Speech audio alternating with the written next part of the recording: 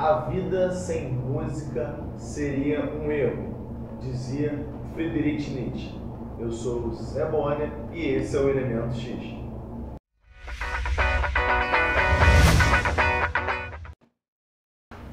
Fala, Legião X, estamos mais uma vez aqui multiplicando as suas chances de aprovação e hoje nós estamos no Elemento X, pessoal. Eu estou aqui ostentando, é claro, né, levando em frente essa moda aí, nosso funk carioca principalmente, essa música de raiz. E a gente está aqui hoje com o nosso grande mestre, Douglas Knup Sank. E aí, galera? E o nosso irmãozão, Gabriel Feitosa, para trabalharmos esse tema, pessoal, que é a música e a sociedade de consumo, né? Entendemos um pouquinho das origens, né? E principalmente esse processo atual nosso.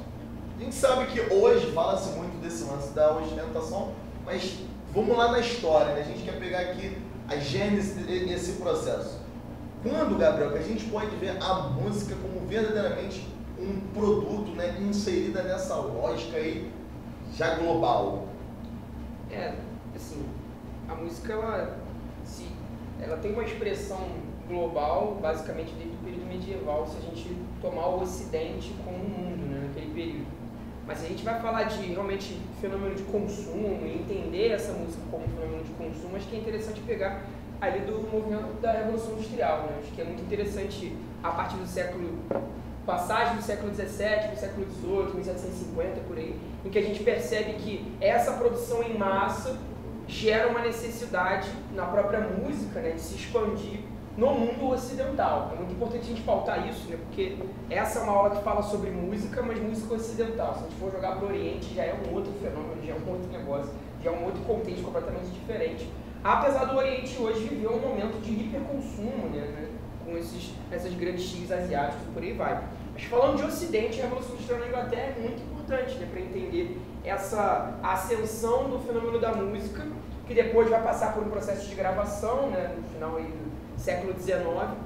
E é muito bacana, né, a gente perceber que, jogando a música para a América toda, né, do Canadá até ali, sei lá, a Patagônia, de norte a sul da América, a gente percebe que a música ela surge ali no final do século XIX com um momento muito ligado à identidade negra, né? Muito interessante pensar que quase todos os grandes ritmos que a gente tem hoje na América são ritmos derivados da cultura negra, e isso é uma coisa que poucos percebem, poucos se dão conta, né?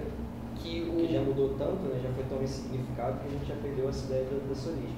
Dessa origem do negro, dentro das questões dos trabalhos, né? Dos próprios campos dos escravos norte-americanos ali no sul dos Estados Unidos, né? Onde você tinha as grandes colônias escravocratas, a Geórgia, a Louisiana, o Mississippi, né? É ali que você tem a gênese de uma série de ritmos mesclados, né, com os tambores africanos e com o próprio barulho das enxadas, né, dos instrumentos de trabalho. Aquele negro começou a marcar ritmos e a desenvolver as suas letras, né, os chamados work songs, né, label songs, as canções de trabalho, que logo deram origem aos chamados spirituals, né, que é o ritmo gospel americano que hoje faz sucesso naqueles corais.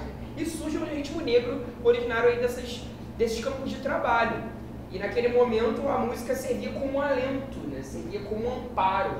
Essa tristeza do homem negro de estar naquela condição de trabalho bizarra, eles entoavam aquelas músicas todos em grupo, né? Utilizando ali o bater da enxada como marcação do ritmo, e ali as letras cada vez mais tristes e falando da realidade do cara, né? Uma maneira de exprimir um pouco daquele sentimento de o cara estar cabisbaixo cada vez mais.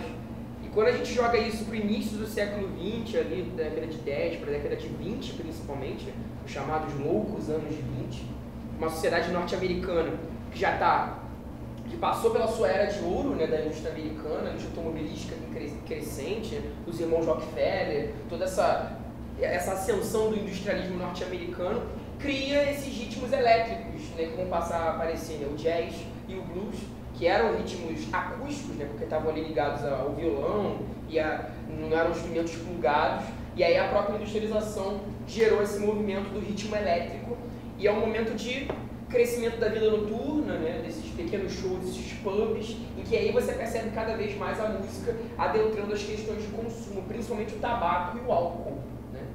Tanto que nos anos 40, né, e 50, a própria sociedade americana vai passar por um problema em relação à proibição, né, da comercialização do álcool, que gera toda a questão da máfia americana, que veio da Itália para lá. Então é muito interessante perceber que a gênese disso acaba passando pelo próprio movimento negro, por mais que o negro nos Estados Unidos, ali, enquanto escravo, ele não entendesse que estava fazendo parte de um movimento cultural, né, necessariamente, mas aquilo surge de maneira muito natural.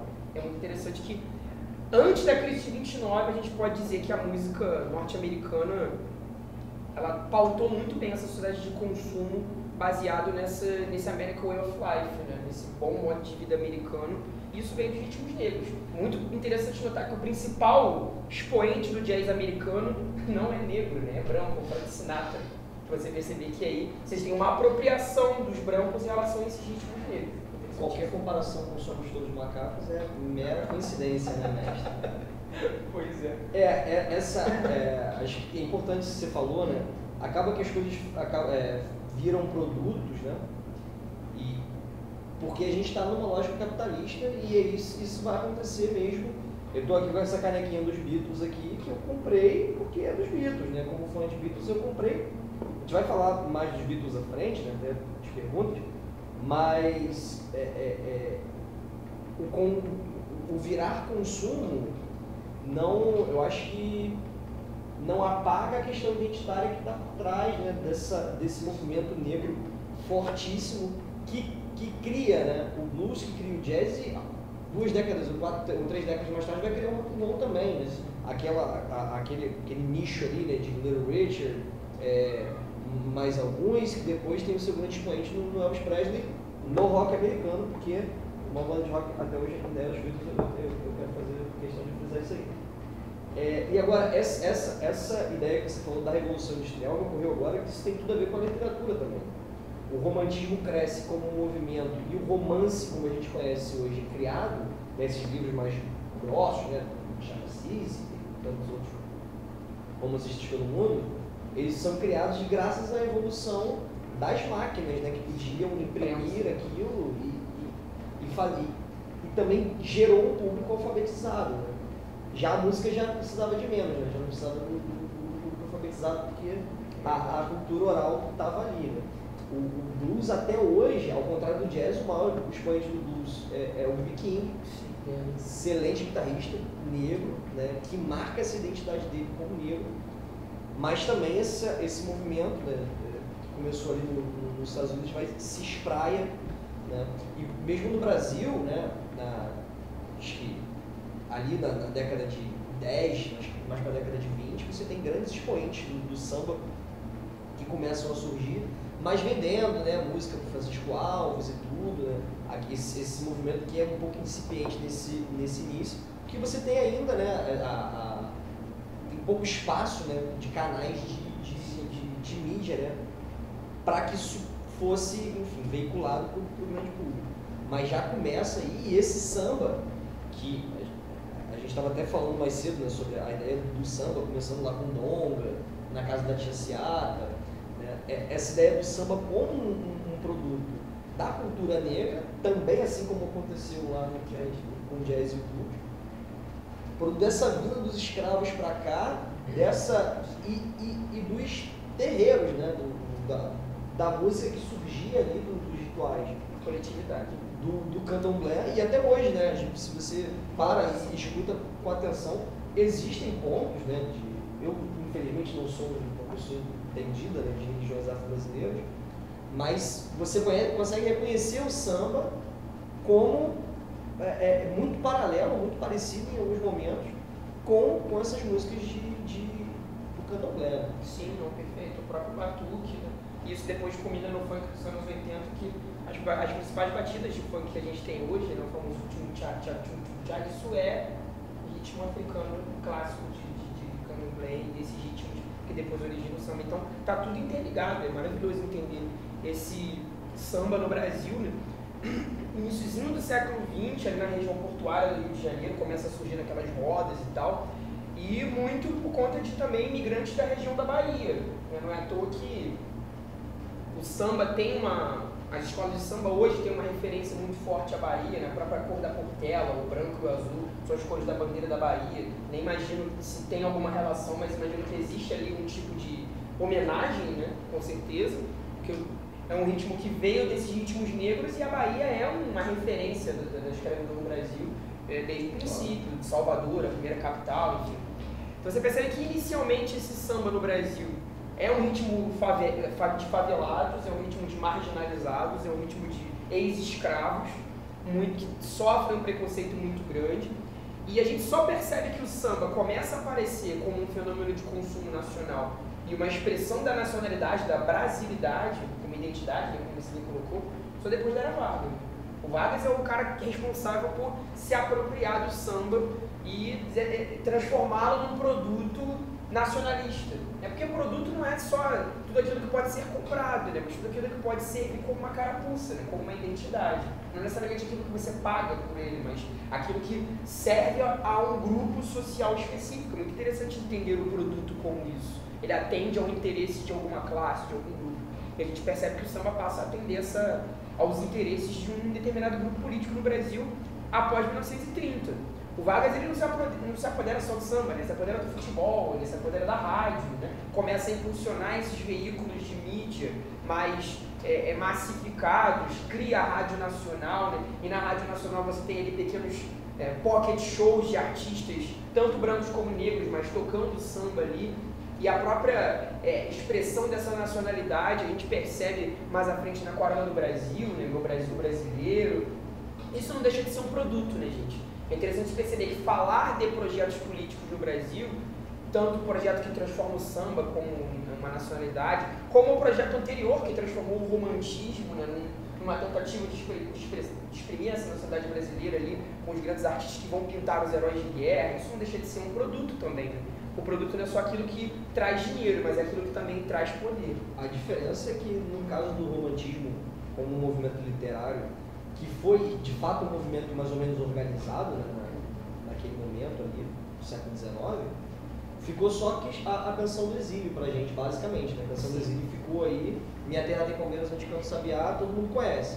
Mas pouco se sabe sobre a literatura porque pouco restou disso. Primeiro porque é muito antes, né? Claro, né? Pelo menos, né? Algumas décadas antes, quase um século, não sei agora bem as datas. De qualquer forma, também naquela época você tinha um público letrado no Brasil reduzido, ao passo que para entender música não precisa ser letrado. Haja visto grandes sambistas brasileiros que não foram sequer alfabetizados. O Silas de Oliveira é só um deles, né? Que é considerado o maior compositor de samba enredo da história, de reza a lenda que mal sabia ler e escrever. Fazia coisas maravilhosas. A música é mais democrática nesse sentido, né? Muito mais democrática porque a literatura exige que você saiba ler. Claro, hoje em dia, né, porque existia literatura oral, você é bem lá para trás. É isso aí. Não, eu tava falando do Vargas, né? A gente fez uma digressão aqui, mas foi bom isso. Porque a gente percebe que eu gosto muito de falar do Vargas, não só para criticá-lo, mas também para colocá-lo como um elemento. Só não pode o Paulo estar perto. O Paulo deve que não está aqui hoje. Estou participando dos outros, mas hoje ele não está por aí. Dá para bater um pouquinho no Vargas. Mas é legal também trazer o valor desse presidente, né?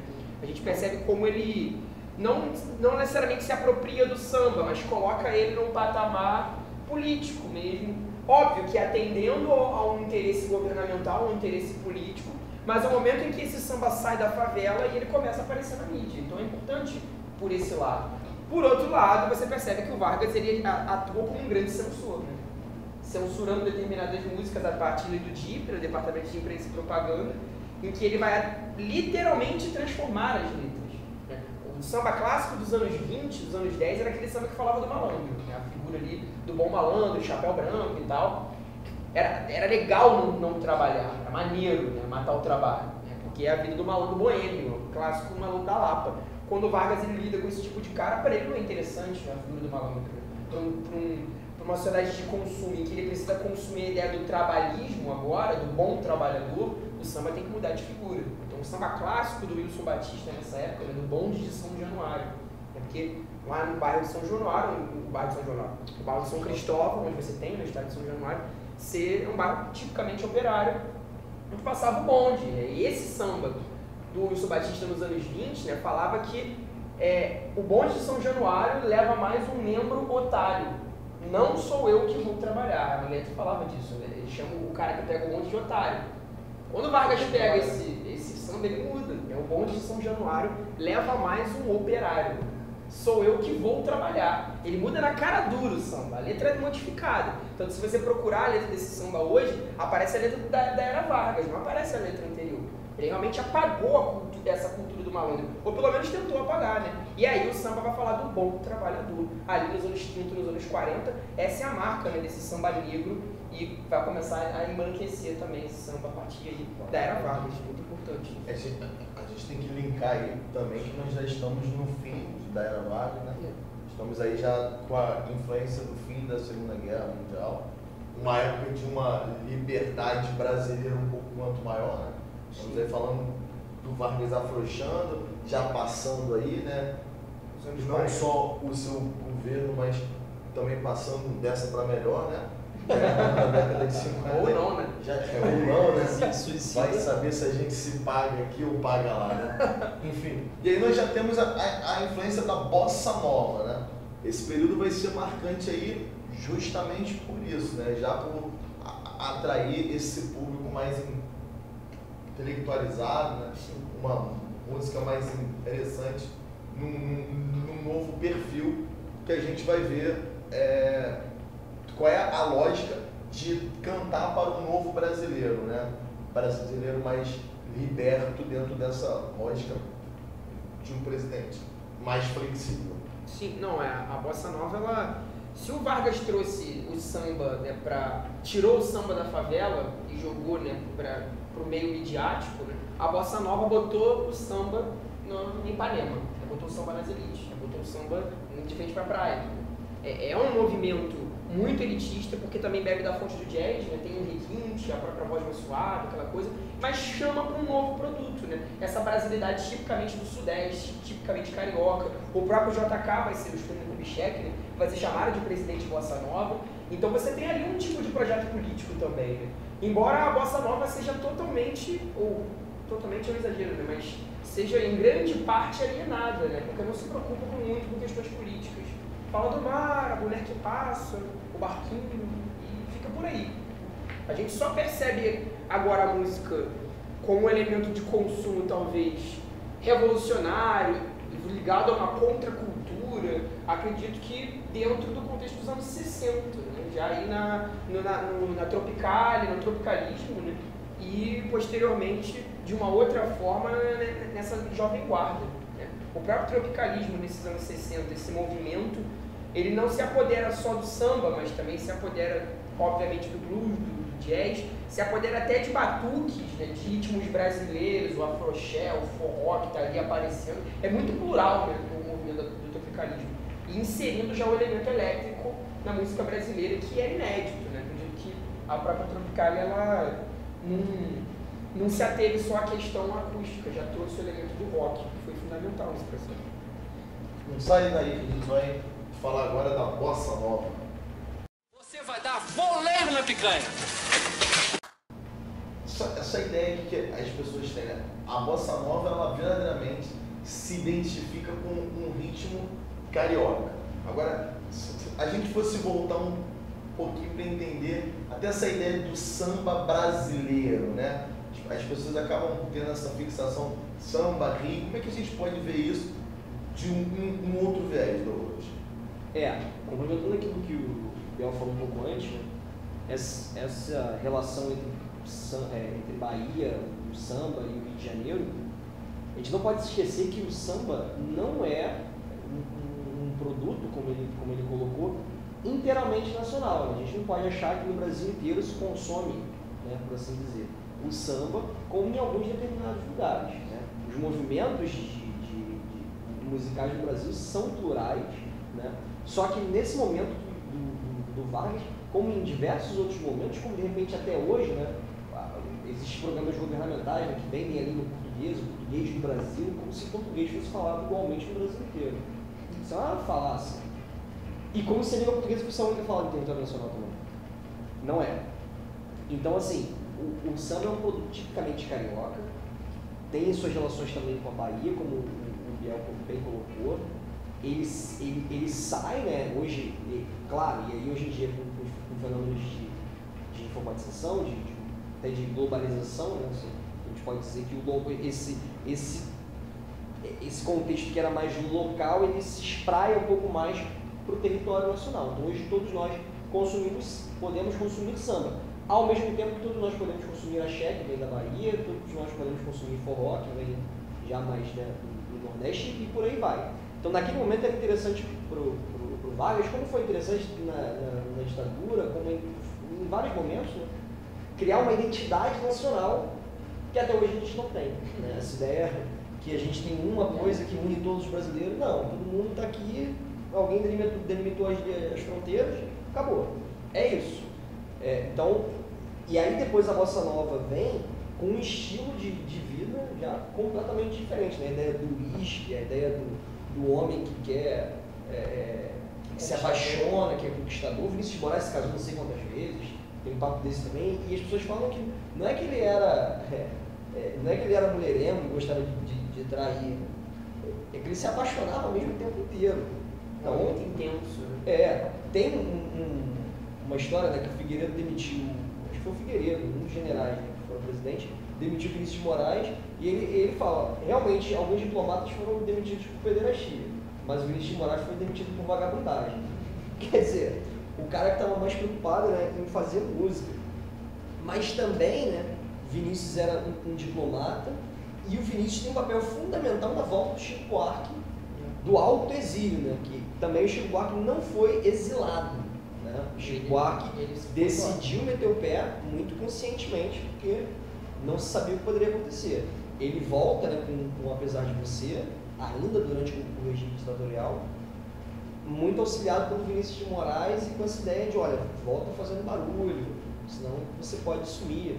Enfim, ele tem esse papel fundamental nesse contexto, né? Ele tem parcerias musicais com o Chico Buarque, mas a bossa nova realmente como movimento não tem essa preocupação, obrigado, de contestar a realidade econômica, a realidade brasileira, como a Jovem Guarda também não teve. A Jovem Guarda é mais um estilo de vida, né? O estilo do Alambreto, o estilo do Roberto Carlos. Até teve um show recentemente que entra de Calhambeque no palco, um Calhambeque maravilhoso, lindo, quando a ideia da música é um Calhambeque bibi, né? Um Calhambeque, né, ruinzinho que ele conseguiu ali enquanto o Cadillac dele estava consertando. E a gente já está falando aí, né, o que eu venho repetindo aí, de um início de uma ostentação, né? O pessoal fica falando desse movimento na atualidade, mas nós estamos falando aí da Jovem Guarda andando de Calhambeque, um estilo de vida, como vocês estão falando, uma coisa despreocupada com a política e voltada com aquele bem-estar ali que a gente sempre brinca, da qualidade de vida, né? E alinhada com essa ideia do bem de consumo, né? Da motocicleta. E por aí vai, que é isso, cara? Calor. Não, é interessante, até o Zé pegou a caneca no momento que eu tive esse insight aqui, para falar da Jovem Guarda. E por você falar da Jovem Guarda, assim, sem olhar para a bitomania, né? Sem olhar para a Europa naquele momento. E falar, não é falar mal dos Beatles, fala cara, aí. não é isso. Fala aí. Eu adoro Beatles, sou tanto fã quanto você, mas a gente precisa entender o seguinte, a década de 60, do seu ponto de vista cultural, ela passa por uma cisão gigantesca de 65 para frente, né? De 60 a 65, a década foi de um jeito que depois mudou bastante. A primeira metade dos anos 60, quando a gente olha para os Beatles, para o próprio Rolling Stones e para outros grupos ali da época que bombaram nos Estados Unidos e anteriormente, né, bombaram no Reino Unido, também vendem um tipo de estilo de vida, né? Um tipo de corte de cabelo, né? O cabelo mop top, né? Esse cabelo parece que botou uma cuia e cortou aqui do lado, ficava aquela franjinha. Esse estilo de vida mais jovem, mais despreocupado, né? Dessa vida noturna, bombada, esses típicos bailes de formatura nos Estados Unidos, né? Que são bem lembrados em basicamente todos os filmes dos anos 80. Isso, nos anos 60 já era muito comum, né? A saia rodada, e a Jovem Guarda soube se apropriar muito bem disso, né? o split splash, né, esse beijo no cinema, a cinematografia, a ideia de ir ao cinema e consumir o cinema norte-americano no Brasil, começou muito forte nos anos 60. Né? A gente não tinha um cinema nacional bem consolidado, isso só surge com Galber Rocha, posteriormente no cinema novo. Né? Então ali a Jovem Guarda, quando o Erasmo e o Roberto cantam ali, o meu Cannebeck, cantam o split splash, até cantam É Proibido Fumar de maneira irônica. Porque isso mostra a ascensão da indústria do tabaco no Brasil. É proibido fumar, diz o que eu li. Né? E é uma maneira de você romper com aquilo, apesar de ser proibido, eu estou fumando. Então, isso tem... Poder fumar naquela época devia ser uma coisa. Sim. E é um estilo de vida que é importado da Europa e dos Estados Unidos. Né? Tanto que mesmo a bitomania, essa ideia, né, esse termo, é cunhado quando os Beatles chegam nos Estados Unidos, em Nova York, em 65. Sim. Né? Que, claro que os Beatles já faziam muito sucesso, desde, sei lá, sempre, já causaram até algum alvorocinho até na Alemanha, antes, né, de estourar. Mas essa ideia dos Beatles como a bitomania começa nos Estados Unidos em 65, tanto que depois eles se radicam nos Estados Unidos e em 68 eles lançam o clássico, né, De Volta à União Soviética, gravado, tudo bem que acho que se não me engano foi gravado em Abbey Road, Sim, no Reino mas eles já viviam nos Estados Unidos. O White Album, né? Agora no branco, isso aí. Primeiro música no branco. Então, quer dizer, isso imagina, no contexto de Guerra Fria, você cantar De Volta à União Soviética. Ninguém aqui está defendendo o comunismo, tá? Antes que o pessoal comece a acusar a gente aí, não tem nada a ver com isso. A gente só está falando que para um cara que vive nos Estados Unidos e falar, né, que tinha prazer em voltar para a União Soviética, só um cara realmente, só pessoas realmente muito famosas, né? E não sofrer contestação imediata, né? O cara fala, Ukraine girls really knock me out, né? As garotas da Ucrânia me deixavam louco. E isso ser tranquilo em pleno 68, né? Você perceber como a segunda década dos anos 60 é muito diferente, porque você já entra com... A própria história dos Beatles de 65 para frente são outras pessoas, né? Cabelão, aquela vestimenta um pouco mais excêntrica, os filmes já mudam, estão num tom bem mais psicodélico, porque também, né, o George Harrison influenciou muito aí essa questão. Então você percebe que principalmente a guerra do Vietnã, né, muda muito essa maneira do americano e do europeu se relacionar com a sua música. Você tem o Woodstock, né, que já insere um tipo de música de contestação, o movimento hippie, o movimento punk, que é um movimento de contracultura, de contraconsumo, mas que hoje gera um padrão de consumo diferenciado, porque hoje grande parte da nossa moda, somente nessas grandes lojas de roupa, né, bebe muito da fonte do punk. Isso é muito louco, né? Pensar como o punk agora ele é uma tendência de consumo, e na verdade ele surgiu não querendo ser uma tendência de consumo, né, querendo romper com isso. Então é muito interessante como cada época ela se apropria do seu ídolo e das suas tendências de maneiras muito distintas. A gente pode até pegar aqui uma pergunta que foi enviada pra gente, que trabalha bem essa lógica, né, da sociedade de consumismo e da época aí conhecida como bitomania, né? E aí, nosso amigo Paulo do Rio, ele manda assim, ó: podemos dizer que os Beatles, com a chamada bitomania, inaugurou esse mundo de merchandising, né, fazendo com que a música e consumismo andassem de mãos dadas e com que as gravadoras lucrassem não só com o produto musical, mas sim com todos os apetrechos lançados em torno de seus artistas, indaga Paulo. E o Elvis aí nesse ponto, né? O Elvis é um astro de cinema americano e tem essa ideia em cima dele, né, do topetão, da jaqueta e tudo mais. Né? Os Beatles também aconteceu isso, os Beatles trazem, né, os discos deles como sendo os filmes, né, Hard Day's Night, Help, Mágico Mystery Tour e Yellow Submarine. Enfim, o Mágico Mystery Tour não era para ser um disco, foi lançado depois que a banda já tinha, enfim, uma história complexa. O próprio Yellow Submarine já é um projeto de música infantil, então foi criado um filme infantil. Quer dizer, os Beatles tiveram sim essa conotação, que de forma alguma paga a qualidade da música que eles fizeram. Bom, deixar claro. Mas acho que isso ficou, né, começou a ficar, a crescer já com o Elvis Presley.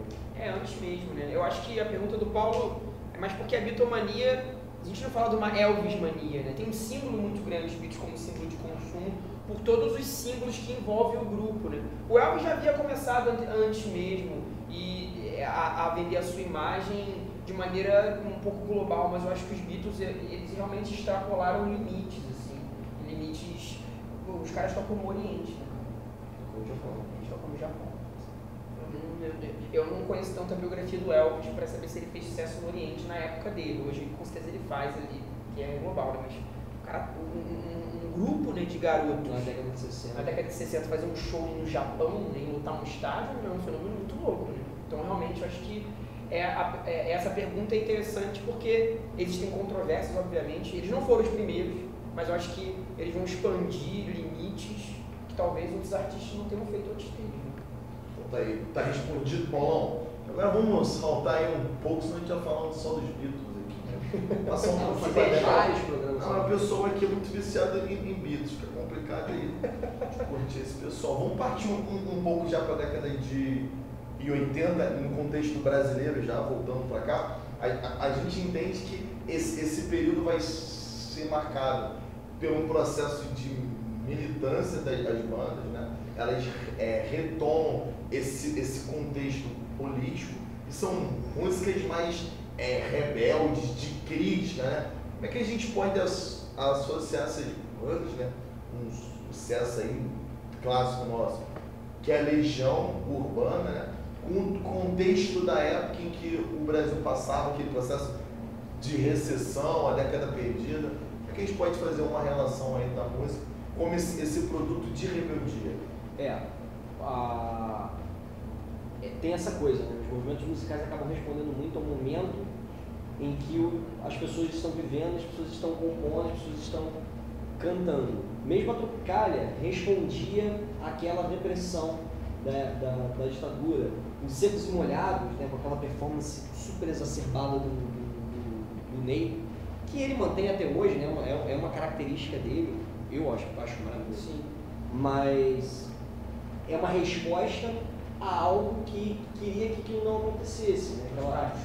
Exato. Então você tem a exacerbação de uma identidade que tinha que ser reprimida, né? A identidade do homossexual, que até hoje ainda infelizmente, um problema no Brasil. Quando você parte para a década de 80, você tem realmente essa ideia, né, o movimento punk que vem, né, nos anos 70, lá com os Sex Pistols, né? Clash também. Isso. Ele é apropriado, claro, nessa época não tinha essa comunicação instantânea que a gente tem hoje, né? Então demora um pouco para chegar no Brasil, mas vem, né? E essas bandas, mesmo a Legião Urbana, ela tem o seu seio no Aborto Elétrico, é uma banda punk. Se você assiste Somos Tão Jovens, né, que é um filme sobre o início da história do Renato Russo, você vê isso. Era para ser uma banda punk, e a coisa vai mudando, porque o Renato era muito diversificado, né? Ele ouvia muitas coisas. De qualquer maneira, isso dialoga muito com a ideia da década perdida, porque também as músicas acabavam sendo um pouco vazias. Calma, pessoal, eu sei que todo mundo adora o rock dos anos 80, né? Esse Zé Bonner nem se fala, eu também. Só que você pega... E esses compositores também evoluem, né? Você pega o disco Que País é Esse da Legião, ele é lançado em 87, mas ele tem suas composições começando em 78. A música Que País é Esse foi composta em 78. Então ele fala, nas favelas do Senado, sujeira para todo lado. Quer dizer, você não tem ali uma crítica muito pontual, né, para falar sobre a coisa. Não, o problema está aqui. Não, e essa crítica que é um pouco vazia, né? Porque o Brasil é um país corrupto. Tá bom, mas como é que acontece como é que você acha que acontece essa corrupção? Quem são esses agentes? Quem sofre, né? Quem sofre no sentido quem é corruptor ativo, quem é passivo. Então, quer dizer, não tinha muito esse sentido claro na cabeça desses compositores que, diga-se de passagem, também eram muito jovens. Né? Um compositor que de repente era um pouco mais maduro era o Humberto, né? Dos Engenheiros do Havaí.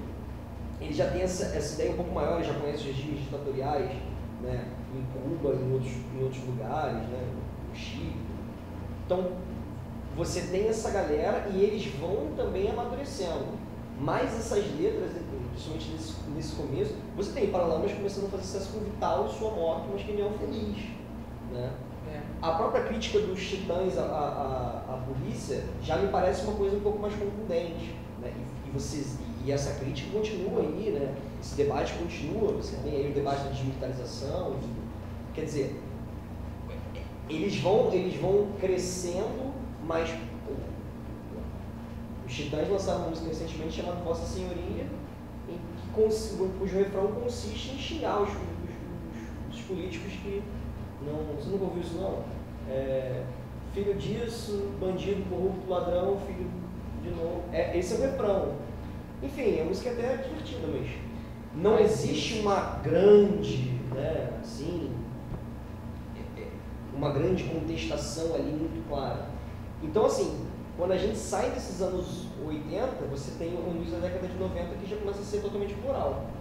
Você começa o funk no Rio de Janeiro, o sertanejo, aquele sertanejo mais clássico, os Titãs de Chororó, né? Vindo do interior lá de Goiás.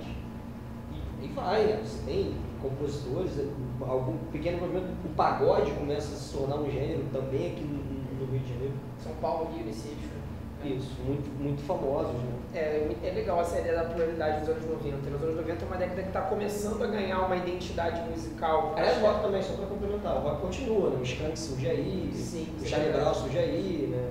É agora que a gente consegue ter distanciamento todo dos anos 80 para poder falar dos anos 90, perdão, para falar dele, né? Porque antigamente era uma coisa muito recente, agora as pessoas já começam a falar dos anos 90 como um passado, né? Já foi, agora você já pode falar muito plural, né? O próprio movimento funk com a Furacão 2000 ali, né? E é um momento, principalmente ali depois de 95, né, com a Microsoft e o avanço da tecnologia, de uma informatização da música, isso é muito interessante.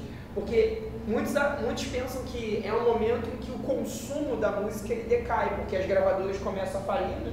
Porque vocês começam a baixar muita música, a era dos downloads, né? Então, Gabriel, então a gente pode dizer que os anos 90, os anos 2000 é um momento em que você tem a queda do consumo da música? Não. Ao contrário. Ao contrário, porque consumir música não é só comprar disco. Consumir música é você estar fazer parte daquele modo de vida do artista em vários aspectos, né? Quando a gente fala da MTV, da ascensão do videoclipe no Brasil nos anos 90, nos anos 2000, novas plataformas de divulgação do artista, você consome o estilo de vida desse cara sem necessariamente comprar uma música ou um disco dele. Mas esses clipes começam a mostrar um tipo de comportamento, né, principalmente dentro do hip hop, né? Esse comportamento aí a gente já cai nessa ostentação, né? Mas a joia que a cantora usa em determinado clipe, ela vai ser vendida cada vez mais nessas hiperlojas, o tênis que determinado artista usa no videoclipe também. Então é um momento em que a música vai ser consumida de uma outra forma. Isso é muito interessante, é um fenômeno muito atual.